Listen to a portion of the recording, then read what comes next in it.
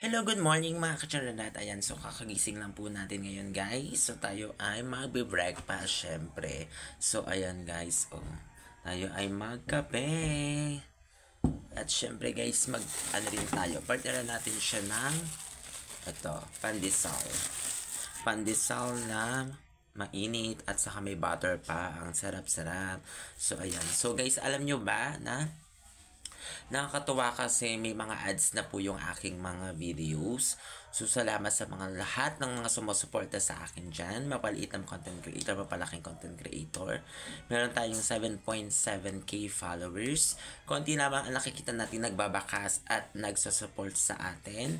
Pero okay lang yan guys. At least, nagsusupport tayo sa ibang mga content creator. Nakikita naman nila yan. Hindi man na tayo mapansin or mapansin man nila tayo, okay lang yan guys. Laban lang. Basta at least kayo nakikipag-engagement kayo sa kanila. Kayo naman na nagbe-benefits niya kasi tumataas din yung views ninyo. Although tumataas din yung views nila, pero mas nagbe-benefits kayo kasi nakikita kayo ni Lolo M na consistent kayong gumagawa ng inyong mga videos at nakikipag-engagement sa inyong mga kapwan content creator. Kaya hayaan nyo na kung hindi kayo masyado mapansin ng mga content creator na yan. Kasi meron ka talaga kasi mga content creator na mga hindi talaga marunong mamansin sa mga, lalo na sa mga maliliit na content creator, no? Kasi siguro akala nila masyado na silang sikat. Pero hindi dapat ganun. Although kailangan kung medyo sikat ka na or mataas na followers mo or marami ka ng dapat lahat papansinin mo. Kasi kung wala naman yung mga yan, hindi ka naman magbo-boom sa mundo ng content creator.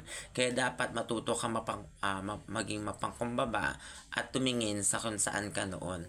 Kasi kung hindi mo papansinin yung mga yan, mawawalan ka talaga ng mga views at sa mga supporters. Kaya dapat tulungan lamang tayo dito guys. Mga katsararat, let's go. Let's go together. Please like and share. Thank you for watching. Bye-bye.